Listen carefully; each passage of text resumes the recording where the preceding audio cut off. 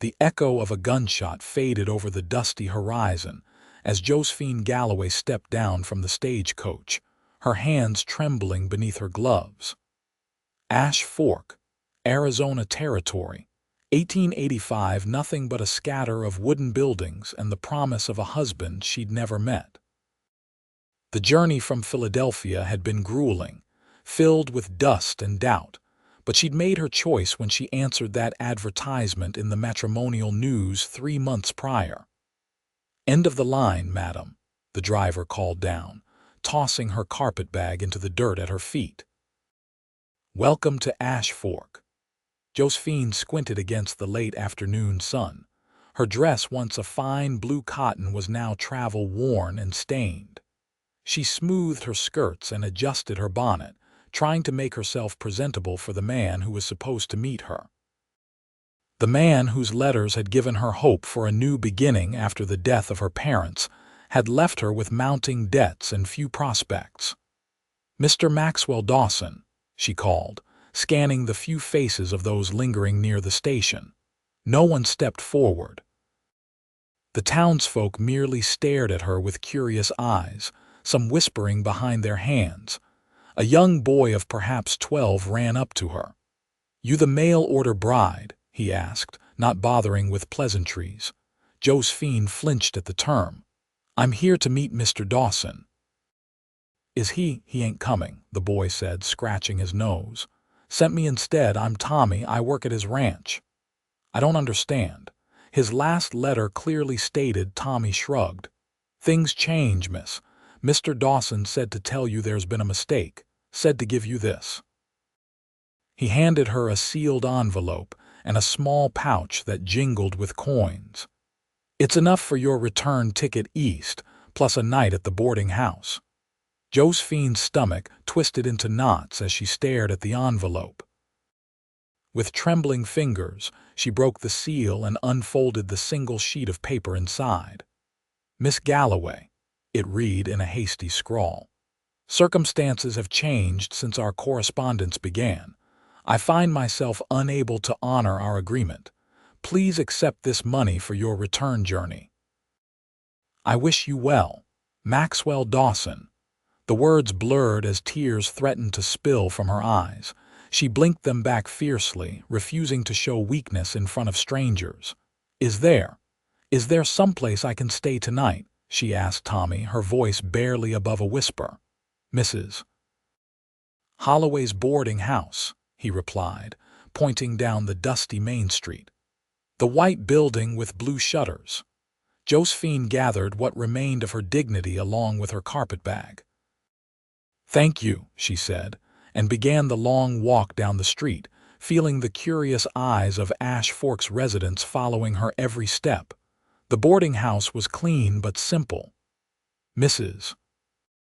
Holloway, a round-faced woman with graying hair, took one look at Josephine's face and seemed to understand everything without being told.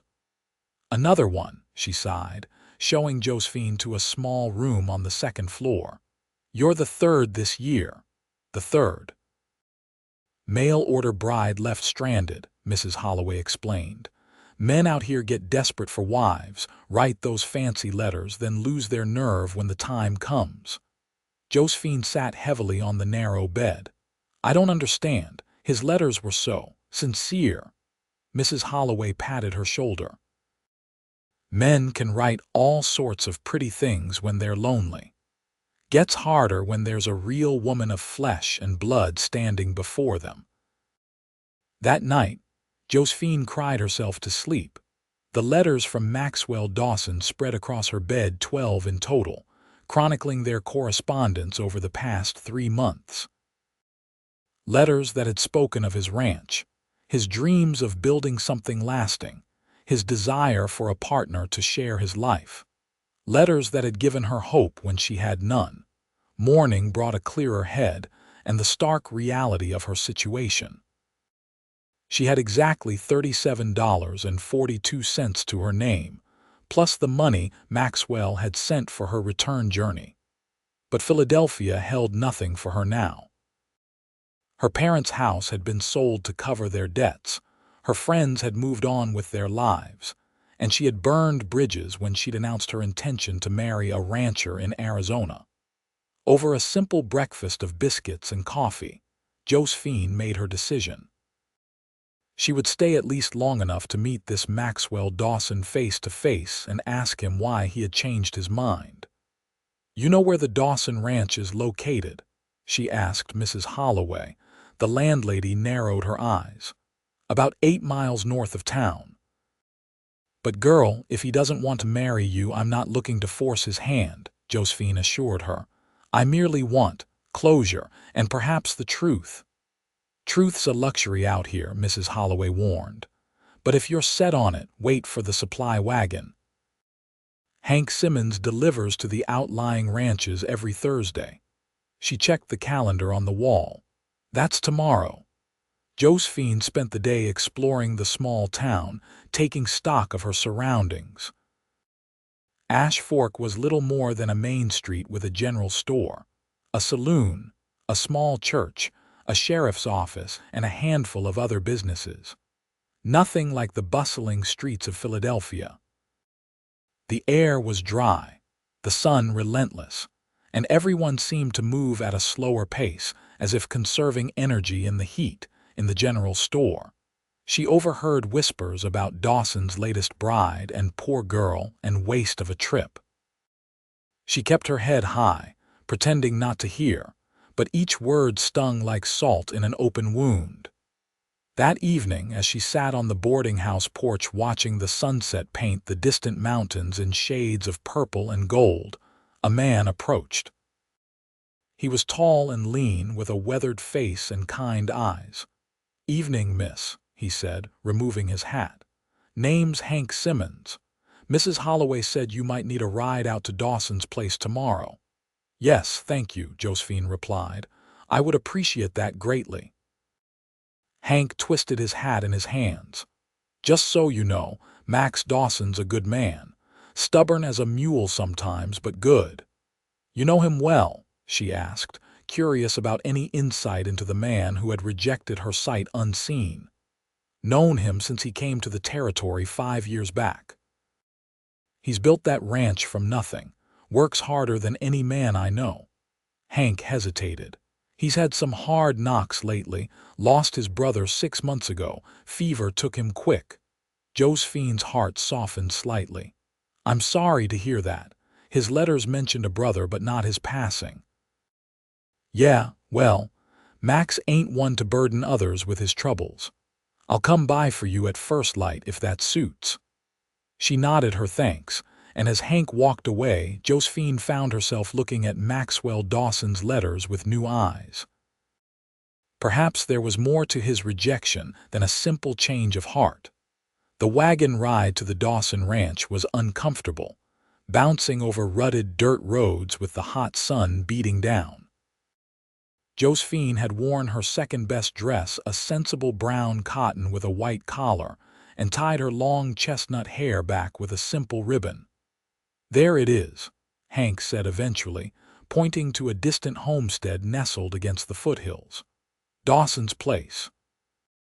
As they drew closer, Josephine could see a modest but well-maintained ranch house, a large barn, several corrals, and what looked like newly planted fields stretching to the east. A windmill creaked slowly in the breeze, and several horses watched their approach with idle interest. Her heart hammered against her ribs. What would she say to him? What could she say that wouldn't sound desperate or pathetic? They pulled up in front of the house, and before Hank could call out, the door opened. A man stepped onto the porch, rifle in hand. He was tall and broad-shouldered, with dark hair and several days' worth of stubble on his jaw. His blue eyes narrowed as he took in the wagon and its passengers. "Simmons," he called. "Didn't expect you till later." "Had an extra passenger today," Hank replied, helping Josephine down from the wagon. "This here's Miss Galloway." Maxwell Dawson's face went pale and he nearly dropped his rifle. "Miss Galloway." Josephine stood as tall as her 5 feet 4 inches would allow. "Mr. Dawson," she said, her voice remarkably steady. I believe we had an arrangement. He stared at her as if she were a ghost. I sent money for your return journey. Yes, along with a rather inadequate explanation. Hank cleared his throat. I'll just unload your supplies, Max, and leave you two to talk. He busied himself with the wagon, clearly uncomfortable with the tension. Maxwell came down the porch steps slowly. Up close, Josephine could see the exhaustion etched into his face, the shadows under his eyes. He was younger than she'd expected, perhaps 30, and despite his current forbidding expression, he was handsome in a rugged way. You shouldn't have come here, he said quietly. Perhaps not, she agreed, but I've traveled nearly 2,000 miles based on promises made in these. She pulled his letters from her pocket. I believe I deserve more than a hastily scribbled dismissal. Something flickered in his eyes, guilt perhaps, or regret, but his jaw remained set. Things have changed. I can't take a wife now. Can't or won't, his eyes flashed. This isn't Philadelphia, Miss Galloway. This is hard country. Life here isn't what you're accustomed to. You don't know what I'm accustomed to, Mr. Dawson. You never gave me the chance to tell you. Hank finished unloading the supplies and approached them hesitantly. I'll be heading back to town now. Miss Galloway, will you be? She realized suddenly that she hadn't thought this through. She'd been so focused on confronting Maxwell that she hadn't considered how she would return to town. Maxwell ran a hand through his hair. She'll be staying for supper at least, he said gruffly. I can take her back afterward. After Hank departed, an awkward silence fell between them. Maxwell picked up a crate of supplies. Come inside, he said finally. No sense standing in the heat. The interior of the ranch house was surprisingly comfortable, simple, but clean, with sturdy furniture and a few personal touches. A bookshelf filled with volumes caught Josephine's eye, as did a framed photograph of two young men Maxwell, and who she assumed was his late brother. You have a lovely home, she said, removing her bonnet. He set down the crate in the kitchen. My brother James helped build it. He had a better eye for these things. I'm sorry for your loss, she said softly. Hank told me. Maxwell's shoulders tensed. Is that why you came, out of pity? No, she replied. I came because I wanted to understand why a man who wrote to me about building a life together suddenly decided I wasn't worth meeting face to face. He turned to look at her, really look at her for the first time. His gaze traveled from her face down to her practical shoes and back up again. She fought the urge to fidget under his scrutiny. You're younger than I expected, he said finally. I'm 22, she replied. Hardly a child, and prettier. The words seemed to escape him unbidden, and he looked away quickly. I mean, you thought I'd be plain, she surmised. Is that why you chose me? Did you think a plain woman would be more grateful for the opportunity? No. His vehemence surprised them both. He took a deep breath. Your letter was different. You didn't talk about how accomplished you were at needlework or how well you could cook. You talked about books you'd read and ideas you had. Josephine remembered that first letter she'd sent in response to his advertisement. She'd been desperate but determined not to present herself as merely a domestic convenience. She'd written about her love of Emerson and Thoreau, her interest in the natural world, her belief that marriage should be a partnership of minds as well as bodies. And that appealed to you, she asked. It did. His voice softened. But after James died, everything changed. The ranch is struggling. I've had to take on his work as well as mine. There's no place for a wife now, especially one used to city comforts. You didn't think to let me decide that for myself. He looked away. It seemed kinder to end it before you arrived, before you were disappointed. And yet here I stand, more disappointed than I might have been if you'd simply met me at the stage. That struck home. She could see the guilt in his face. He moved to the stove. I should start supper. You must be hungry after the journey. Josephine watched as he efficiently began preparing a meal: beans, bacon, and biscuits. His movements were practiced, and she realized he'd been cooking for himself since his brother's death. Perhaps for longer. "May I help?" she asked. He hesitated, then nodded toward a bowl. "You could mix the biscuit dough." They worked in silence for a while, moving around each other in the small kitchen. It felt strangely domestic, and Josephine found herself wondering what it would be like to do this every day, to share this space, this life with him. Despite his rejection, she couldn't help but notice his strong hands, the way his shirt stretched across broad shoulders, the surprising gentleness with which he handled everyday tasks. "Your letters never mentioned how long you've been in Arizona," she said, breaking the silence. 5 years, he replied. "Came west after the war, couldn't settle back into city life." "You fought in the war," he nodded. "Union Army, enlisted at 18. Spent 3 years fighting, came home to Pittsburgh different than when I left." He paused. "James too, that's why we headed west. Needed open spaces after all that." "My father was a doctor during the war," Josephine said. "He never spoke of what he saw, but it changed him too." Maxwell glanced at her. "You mentioned in your letters that your parents had passed. I'm sorry for that." "Thank you. It was difficult." The fever took them both within days of each other. She concentrated on the dough in her hands. "Afterward, there were debts I couldn't pay. The house had to be sold." She looked up. "That's why I answered your advertisement. I needed a fresh start." Understanding dawned in his eyes. "And I left you stranded in a strange town."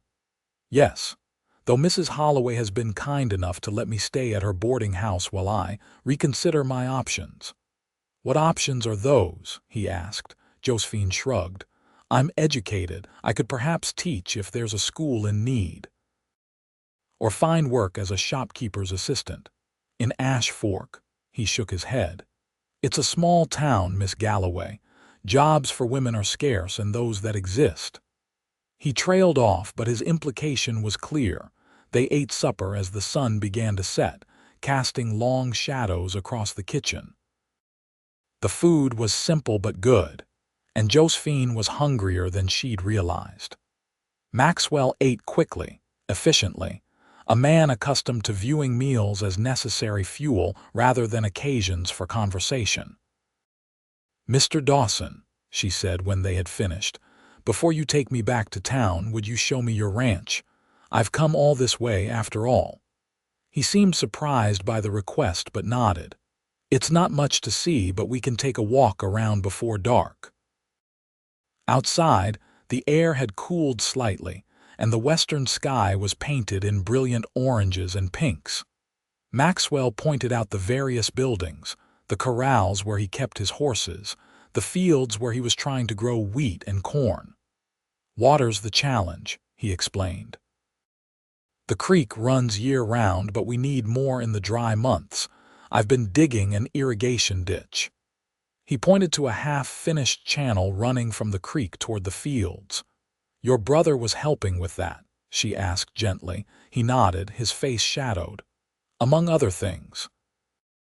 James was better with the livestock, had a way with horses especially. He led her toward the corral where several horses grazed. These were his pride. A beautiful chestnut mare approached the fence, and Maxwell stroked her nose affectionately. "This is Penny." James raised her from a foal. Josephine reached out hesitantly, and the mare nuzzled her hand. "She's lovely." "She is." Maxwell watched her interact with the horse. "You're not afraid?" "Should I be? Most city women I've known are nervous around large animals." "I had an uncle who kept horses," she explained. "I spent summers at his farm in Virginia as a child." She smiled at a memory. "He taught me to ride astride, much to my mother's horror." That drew a small smile from Maxwell, the first she'd seen. It transformed his face, softening the hard lines, making him look younger. "James would have liked you," he said quietly. "He was always telling me I should find a woman with spirit." Josephine felt a strange tightness in her chest. And what did you tell him? That spirited women don't usually answer advertisements for mail-order brides. His eyes met hers. I was wrong about that. The moment stretched between them, filled with unspoken thoughts. Then a distant rumble of thunder broke the spell. Maxwell looked up at the darkening sky. "Storm's coming," he said. "We should get you back to town." As if in answer, the wind picked up, bringing the scent of rain. Lightning flashed on the horizon, followed by another, closer rumble of thunder. "It's moving fast," Maxwell observed, frowning. "Summer storms can be dangerous here, flash floods in the arroyos." "Perhaps I should wait until it passes," Josephine suggested, eyeing the threatening clouds. Maxwell hesitated, clearly uncomfortable with the idea of her staying longer. But another flash of lightning, closer this time, made the decision for him. "You're right," he conceded. "It's not safe to travel now. You can have James's room for the night." They hurried back to the house just as the first heavy raindrops began to fall. By the time they reached the porch, it was pouring, the rain coming down in sheets. Thunder crashed directly overhead, making Josephine jump. Inside, Maxwell lit lamps against the growing darkness. "James's room is through there," he said, pointing to a door off the main room. "I'll fetch you some fresh water." The storm raged outside, rain lashing against the windows, wind howling around the corners of the house. Josephine found herself grateful for the solid walls around her. She went to the window and watched lightning streak across the black sky, illuminating the landscape in brief, electric flashes. "Quite a storm," Maxwell said, returning with a pitcher of water and a basin. "It's beautiful," she replied. "Frightening, but beautiful." He set the pitcher down and stood beside her at the window. "First big storm of the season, the land's been thirsty."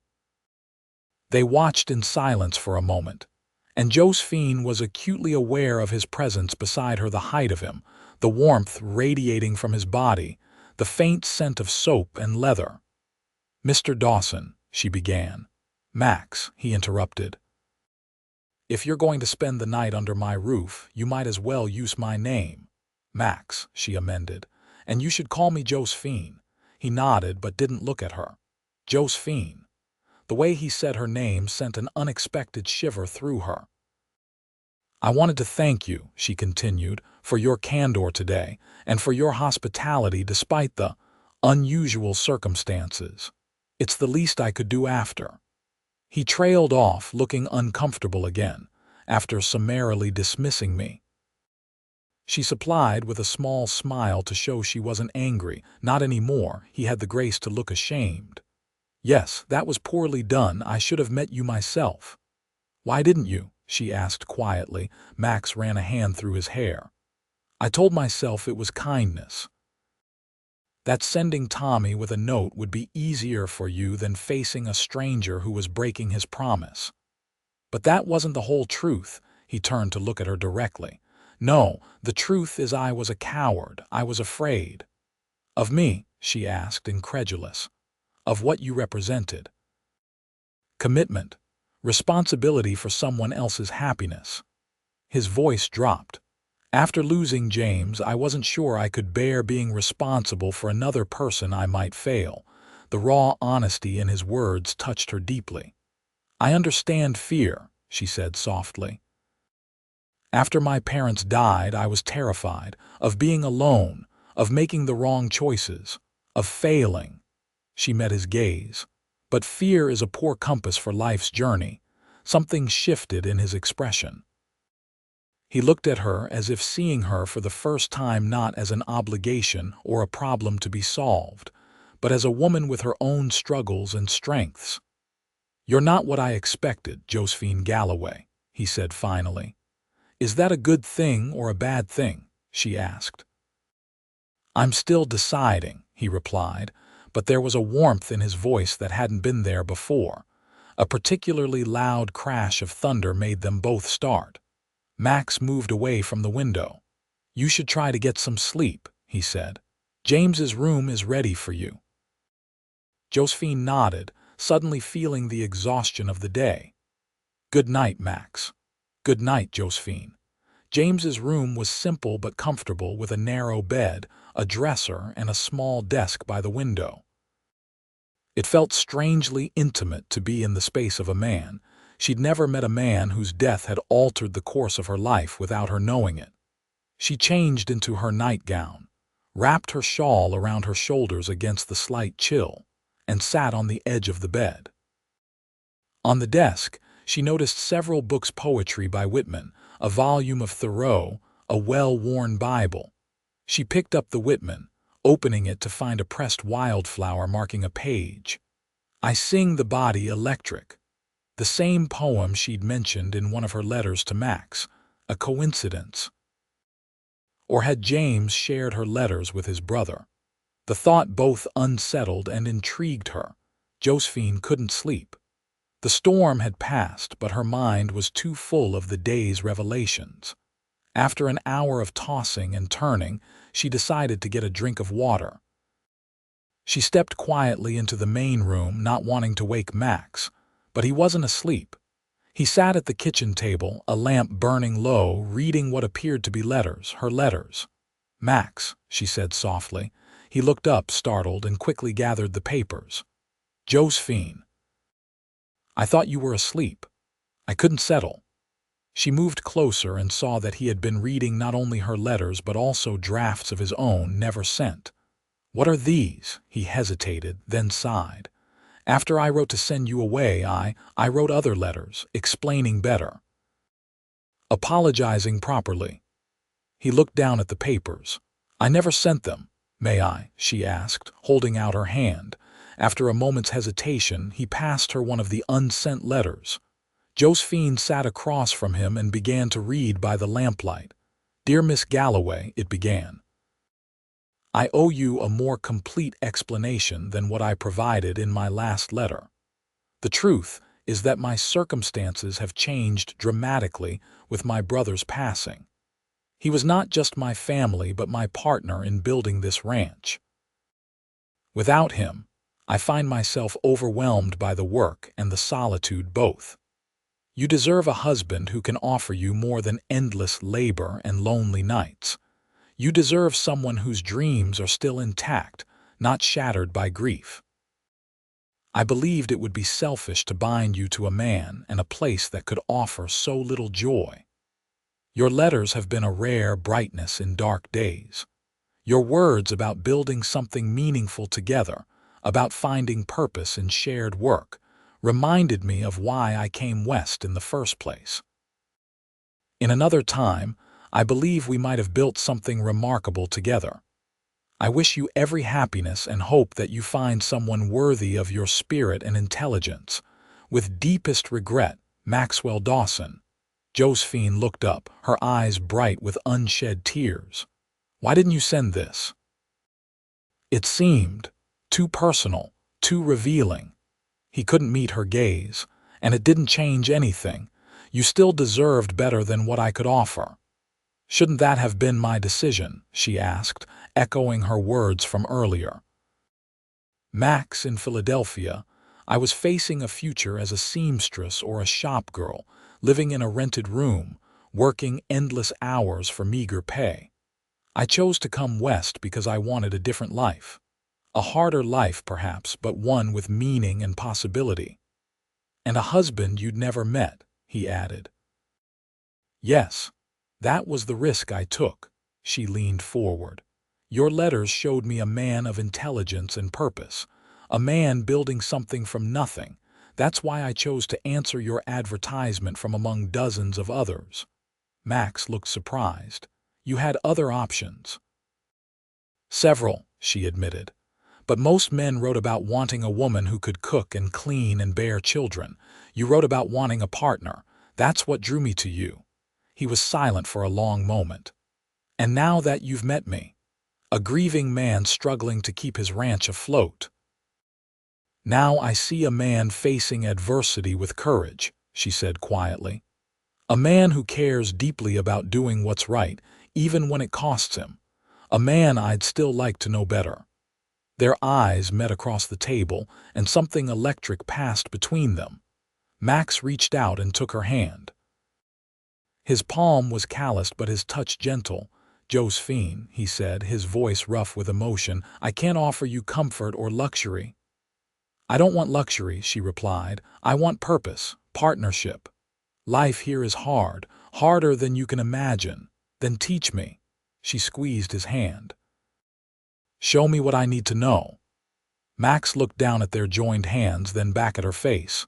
"You'd stay, even knowing everything?" "I'd stay," she confirmed. "If you'll have me." For a long moment, he simply looked at her, searching her face as if trying to read her very soul. Then, very softly, he said, "You stay." Those two words, spoken with such quiet certainty, changed everything. Josephine felt something tight in her chest release, a tension she hadn't fully recognized until it was gone. "What happens now?" she asked, her voice barely above a whisper. "Now," Max said, "we take things one day at a time, get to know each other properly." He hesitated. "If after a month you still want to marry me, we'll make it official. If not, I'll ensure you have the means to go wherever you wish." "That seems fair," she agreed, though in her heart, she already knew she would not want to leave. Max smiled, then a real smile that reached his eyes and transformed his entire face. "We should try to get some sleep. Morning comes early on a ranch." He walked her back to James's room, stopping at the door. For a moment they stood close, the air between them charged with possibility. Josephine thought he might kiss her and found herself hoping he would. Instead, he reached out and gently tucked a strand of hair behind her ear. "Good night, Josephine," he said softly. "I'm glad you're staying." "Good night, Max," she replied, her skin tingling where his fingers had brushed it. "So am I." Morning did indeed come early. Josephine woke to the sound of movement in the kitchen and the rich aroma of coffee. She dressed quickly in her brown dress, wishing now that she had brought more of her clothes from town, and joined Max. He looked up from the stove where he was frying bacon. "Good morning. Sleep well." "Better than I expected," she admitted. "What can I help with?" "Coffee's ready if you want to pour," he said, nodding toward the pot. They worked together easily, preparing and eating a simple breakfast. Outside, the world was fresh and clean after the storm, the air cooler than it had been the day before. "I need to check the irrigation ditch," Max said as they cleaned up. "The rain might have caused some damage. Would you like to come along? See more of the ranch in daylight?" "I'd like that very much," Josephine replied. They walked together across the still damp ground. Birds sang in the junipers, and wildflowers dotted the landscape with splashes of yellow and purple. The mountains in the distance looked closer, sharper after the rain had cleared the dust from the air. "It's beautiful here," Josephine said. "Different from the east, but beautiful in its own way."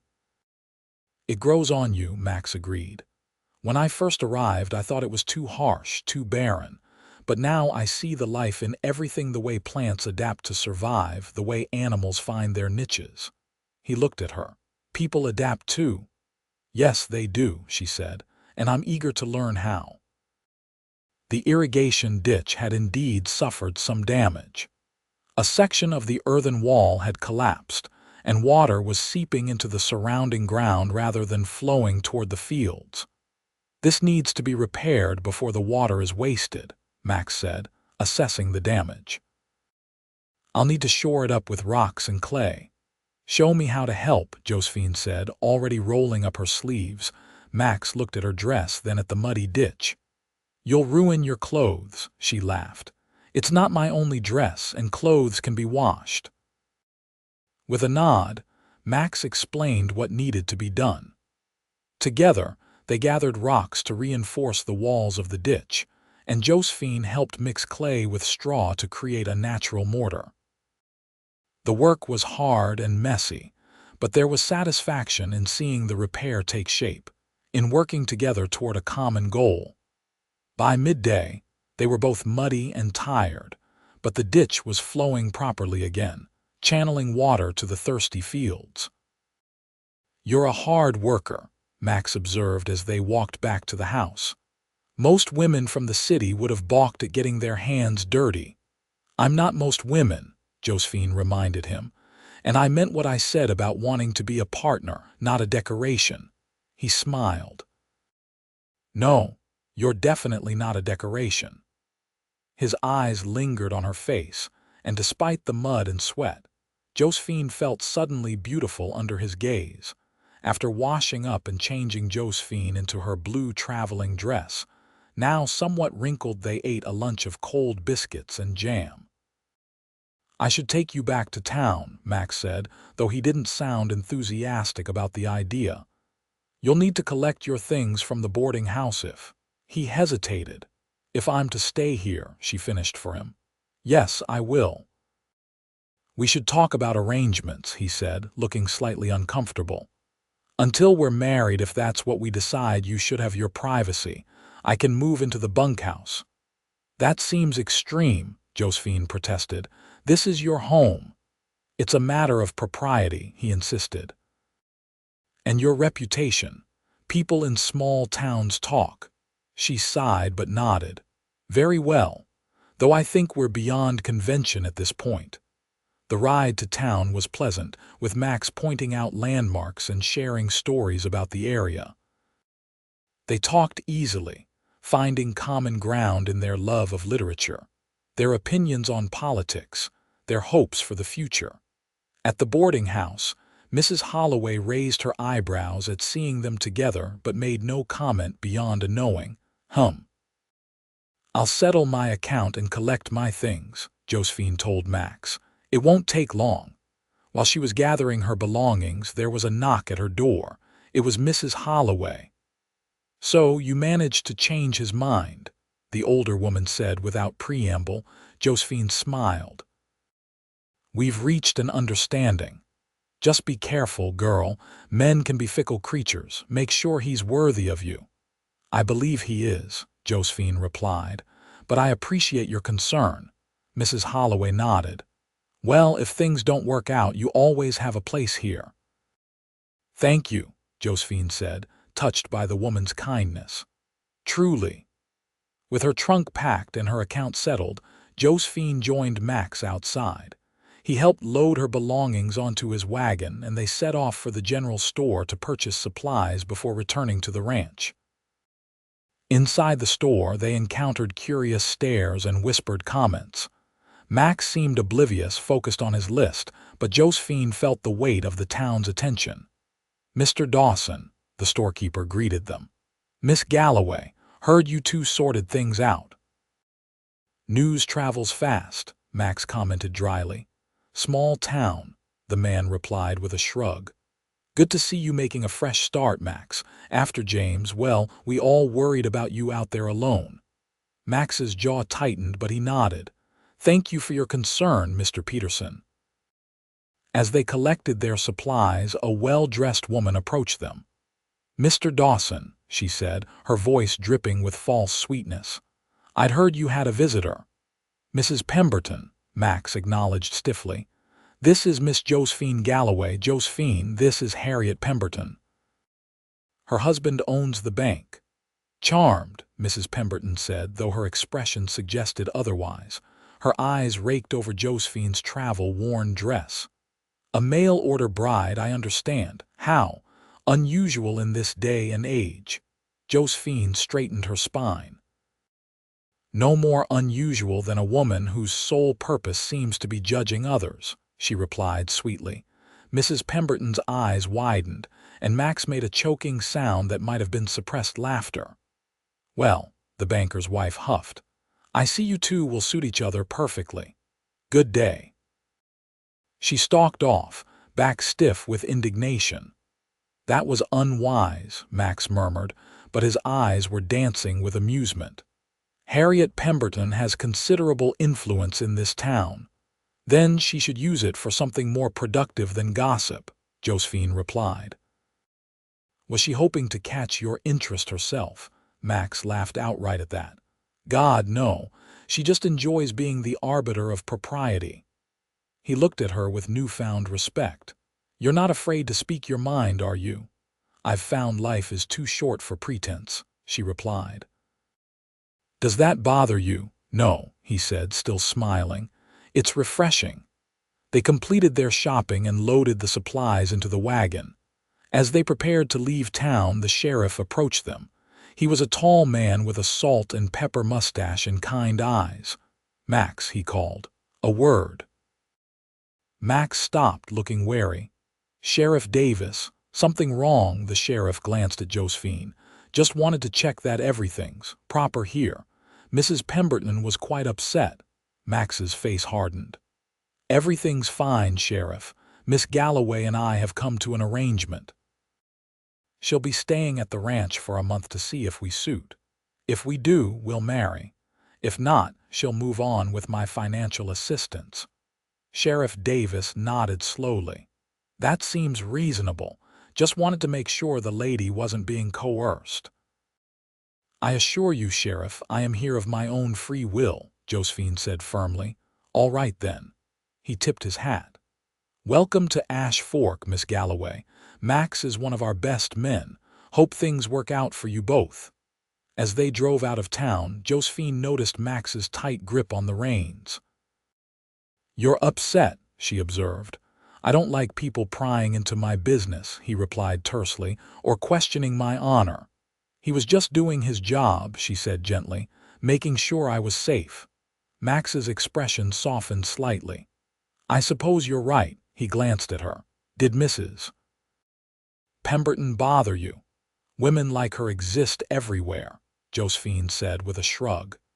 "In Philadelphia, it was the society matrons looking down on anyone who wasn't from the right family or didn't have the right connections. Here, it's women like Mrs. Pemberton judging anyone who doesn't fit their narrow view of propriety." "You handled her well," Max said with admiration. "My mother taught me that the best defense against pettiness is quiet dignity, though I admit my response wasn't particularly quiet." That drew another smile from him. "No, but it was effective." The next few days established a pattern. Max would rise before dawn to tend to the animals, and Josephine would prepare breakfast. They would work together on various ranch tasks throughout the morning, repairing fences, tending to the vegetable garden, caring for the livestock.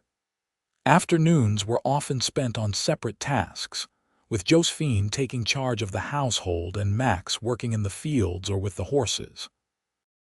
In the evenings, they would share a simple dinner and then sit on the porch or by the fire, talking about their day, their past, their hopes for the future.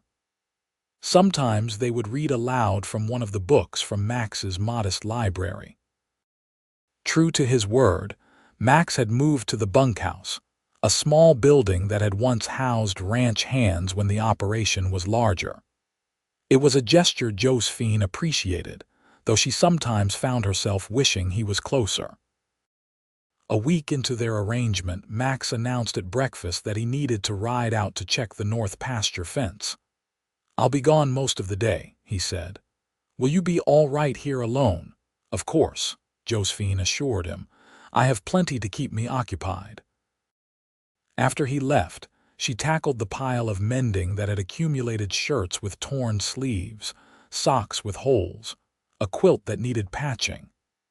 As she worked, she found herself humming, realizing with a start that she was happy here in this simple house, doing simple work. Happier than she'd been in a long time.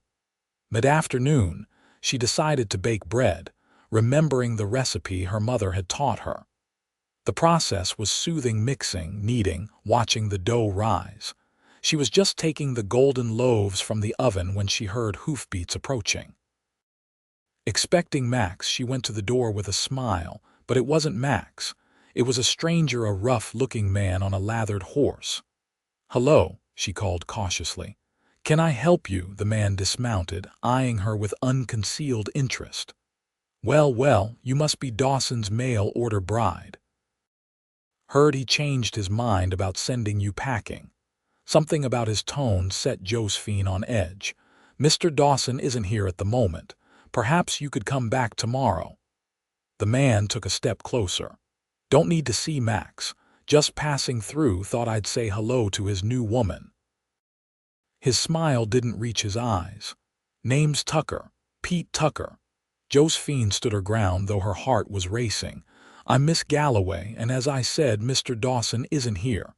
Tucker's smile widened. "That's all right. You and I can get acquainted." He took another step forward, and Josephine caught the smell of whiskey on his breath. "Max and I go way back. He won't mind if I keep you company for a while." "I think he would," she replied, one hand reaching behind her for the door handle. "And so would I." Tucker's expression hardened.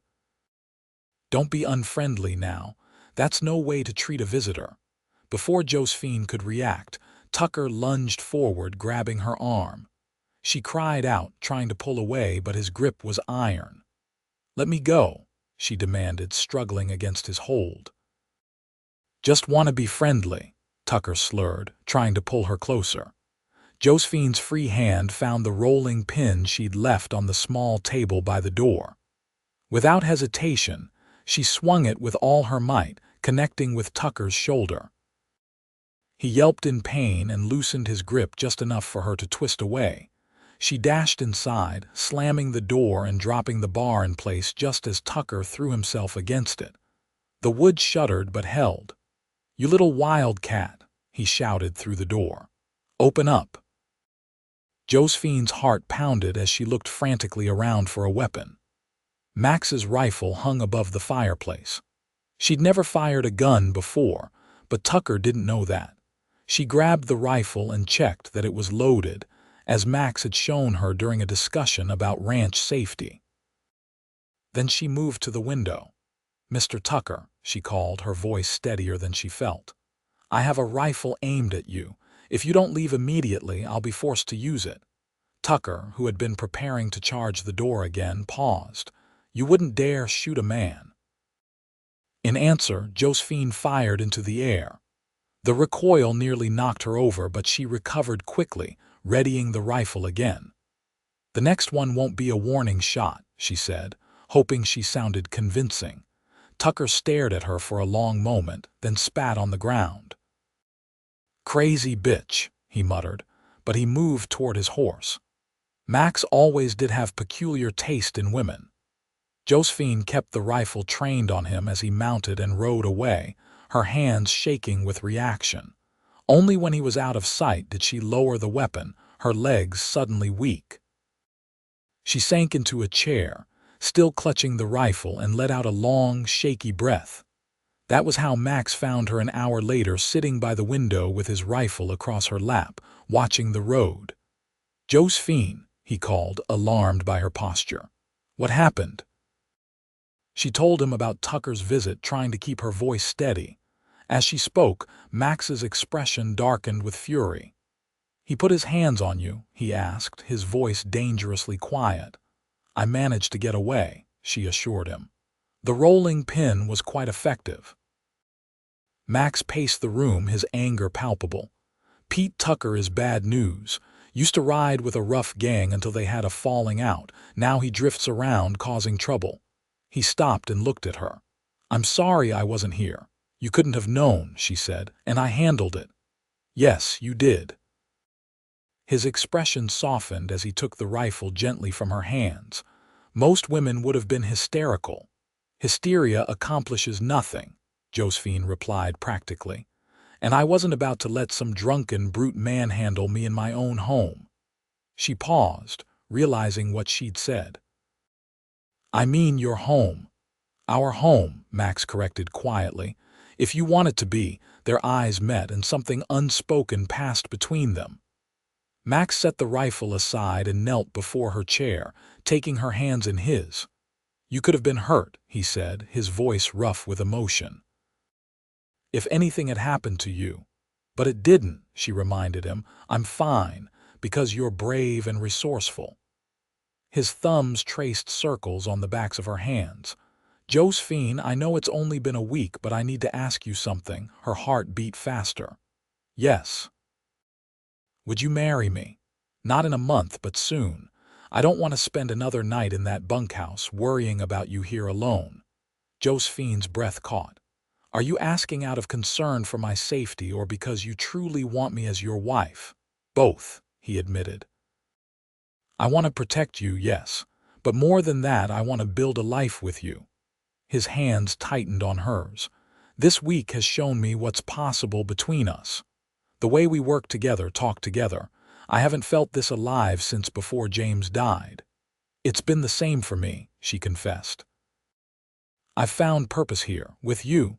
Then say yes, he urged. Be my wife, my partner, my heart. The words she'd longed to hear from the moment she'd first read his advertisement. Yes, she whispered. Yes, I'll marry you, Max. His smile was radiant. Slowly, giving her time to pull away if she wished, he leaned forward and kissed her. It was a gentle kiss, tender and questioning, but it sent warmth spreading through Josephine's entire body. She responded, her hands coming up to frame his face. When they parted, both were breathless. We should go to town tomorrow, Max said. See the minister about setting a date. How soon can we be married? Josephine asked. As soon as you'd like. Reverend Phillips can post the banns this Sunday. We could be married in 3 weeks. 3 weeks, she repeated. That seems both too long and not long enough to prepare, Max laughed. What preparations do you need? We have a home, we have each other. I'd like a proper dress at least, she said. And perhaps a cake. Whatever you want, he promised. Within reason, of course. Of course, she agreed, smiling. I don't need extravagance, just a day to remember. That night, before retiring to their separate quarters, they sat on the porch watching the stars emerge in the darkening sky. Max's arm was around Josephine's shoulders, and her head rested against him, comfortable in a way she'd never expected to be with a man she'd known for such a short time. I never thought I'd find this, Max said softly.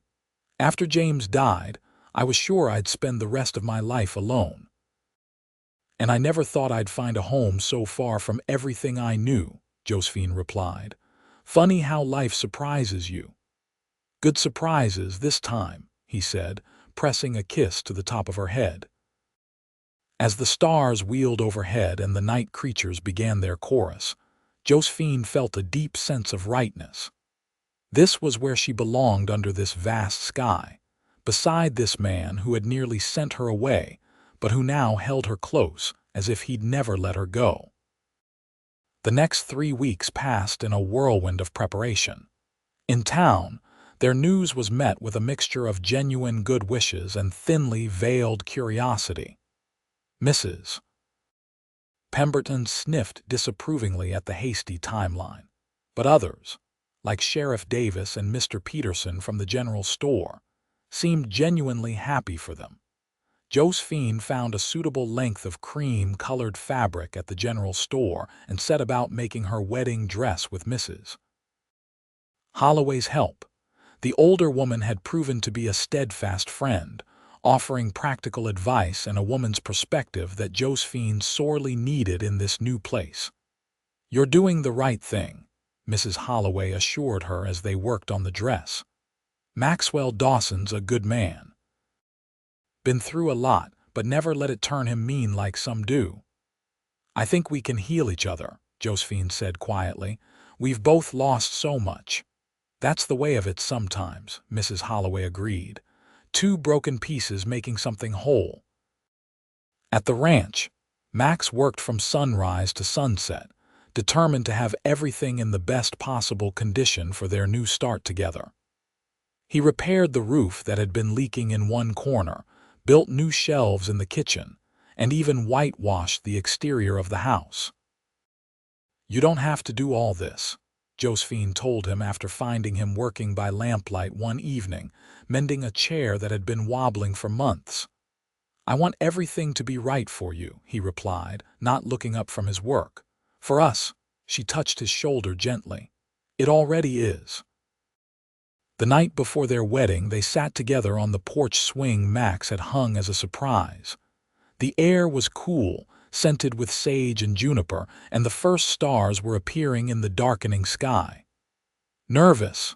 Max asked, his arm around her shoulders. "A little," she admitted. "But not about marrying you, just about the ceremony itself, having everyone watching us. We could have eloped," he teased. "Just you, me, and the minister. And deprive Ash Fork of its most anticipated social event of the season," she replied with mock horror. "Mrs. Pemberton would never forgive us." Max laughed, the sound warm and rich in the twilight.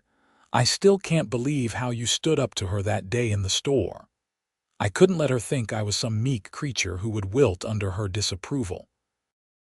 "No chance of that," he agreed, squeezing her shoulders. "You're the strongest woman I've ever known." Josephine turned to look at him, touched by the sincerity in his voice. "Do you truly believe that?" "I do." His eyes held hers. "When I think of how you came all this way alone, how you faced me down when I tried to send you away, how you handled Tucker. You amaze me, Josephine." She reached up to touch his face, tracing the line of his jaw with gentle fingers. "And you amaze me, the way you've built all this from nothing. The way you loved your brother, the way you love me." "I do love you," he said simply, "more than I thought possible after such a short time." "I love you too," she replied. "I think I started falling for you through your letters, but seeing you, knowing you these past weeks. I can't imagine my life without you now." He kissed her then, a kiss that held all the promise of tomorrow and all the nights that would follow. When they parted, both were breathless. "One more night," Max said, his voice rough with emotion. "One more night and you'll be my wife." "And you'll be my husband," she replied, savoring the word. "My partner, my heart." The wedding day dawned clear and bright. Josephine dressed in her cream-colored gown at Mrs. Holloway's house, where she'd spent the night in accordance with tradition. The dress was simple but elegant, with lace at the collar and cuffs that Mrs. Holloway had contributed from her own wedding dress.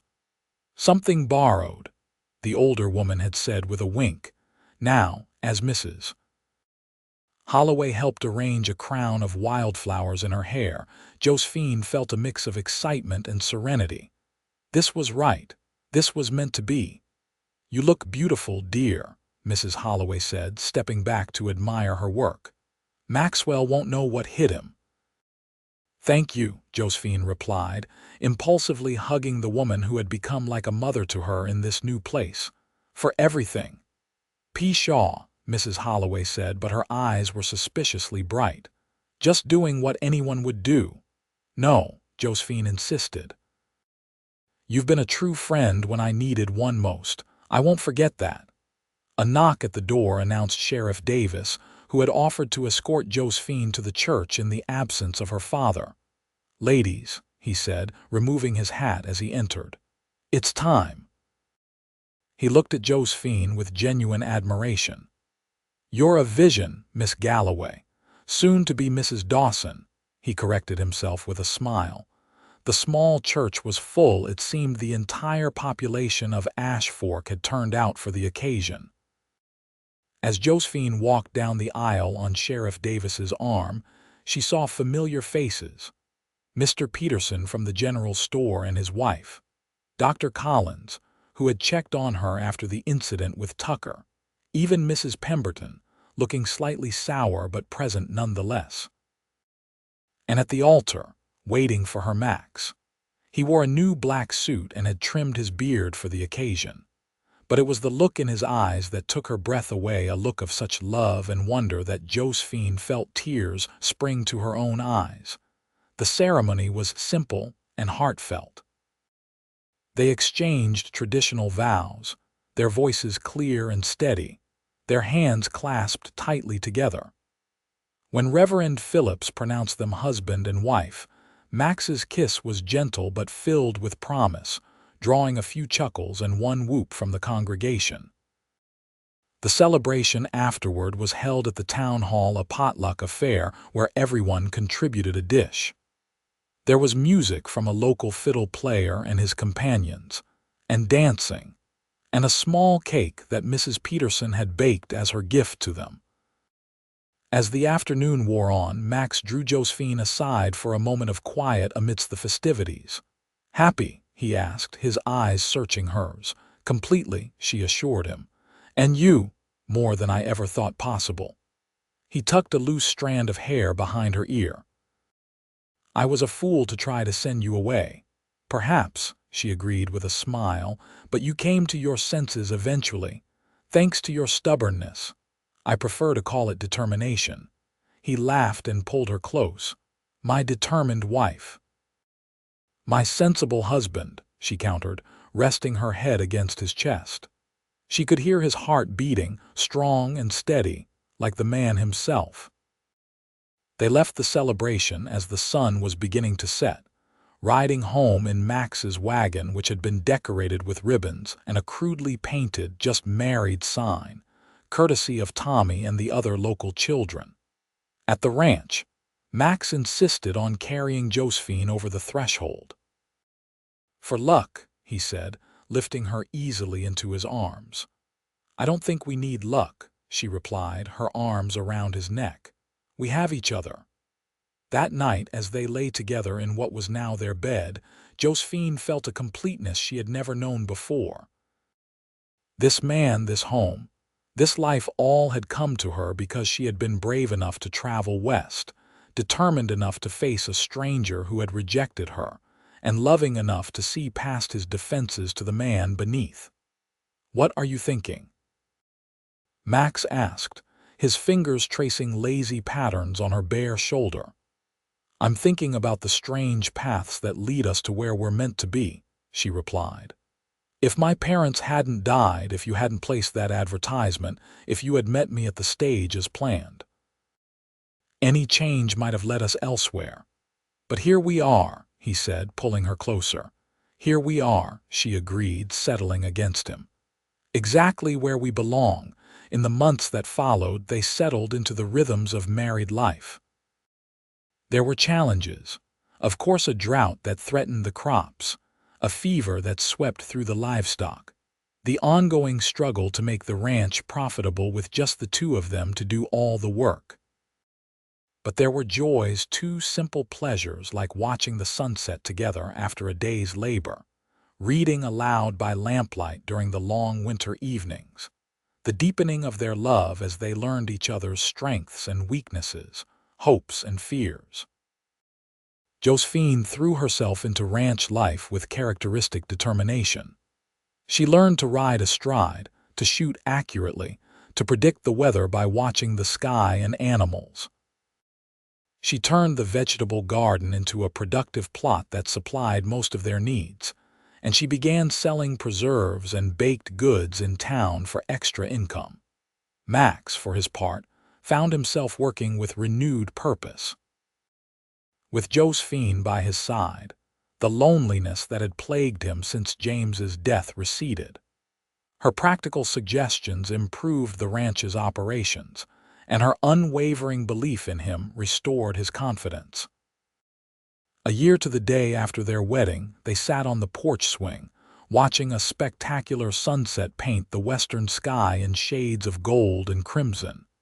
Josephine's head rested on Max's shoulder, his arm around her waist. "I have something to tell you," she said softly. He looked down at her, raising an eyebrow. "Oh," she took his hand and placed it on her abdomen, still flat but harboring their secret. "We're going to have a baby." Max's face transformed with wonder.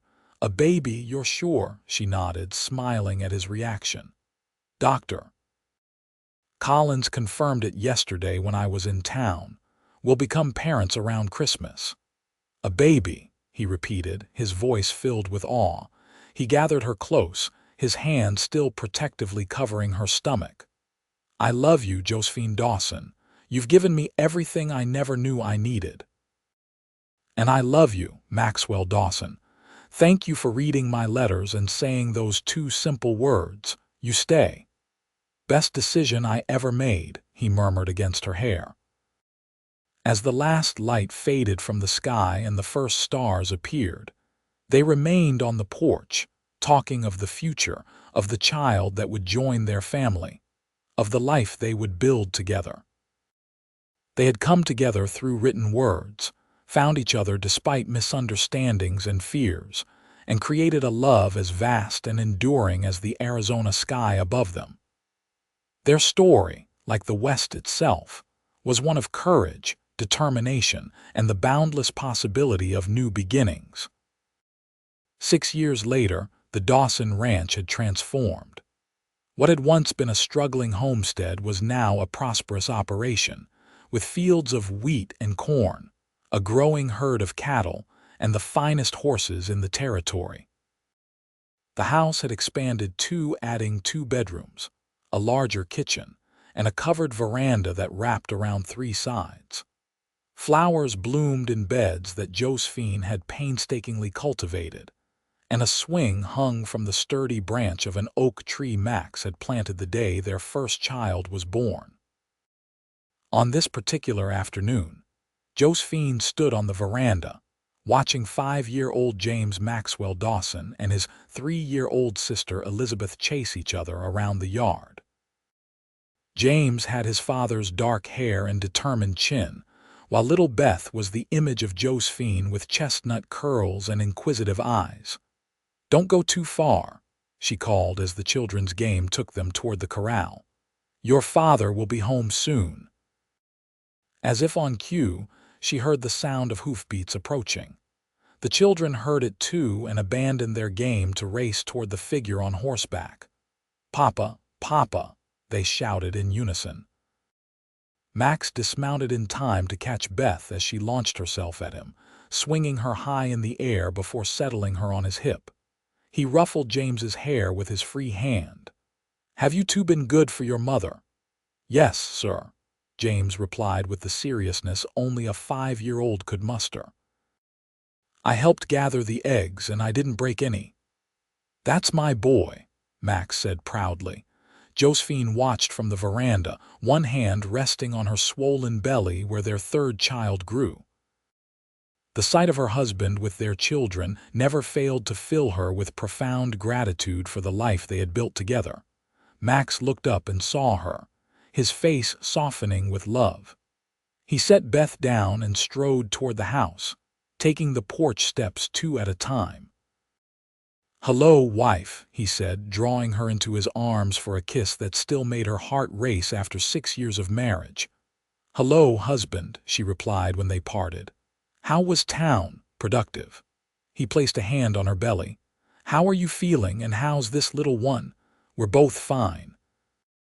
"Active today?" As if to prove her point, the baby kicked against Max's palm, making him grin. "Strong like his mother," he said. "Or hers," Josephine countered with a smile.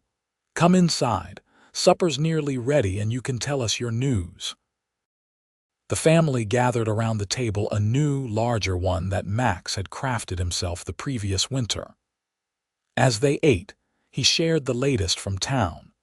The railroad would definitely be coming through Ash Fork within the next year, bringing new opportunities for growth and commerce. "Mr. Peterson says we should consider expanding our cattle operation," Max said. "With the railroad, we could ship directly to markets in California." "That would mean hiring help," Josephine observed. "Are we ready for that step?" "I think we are," he replied.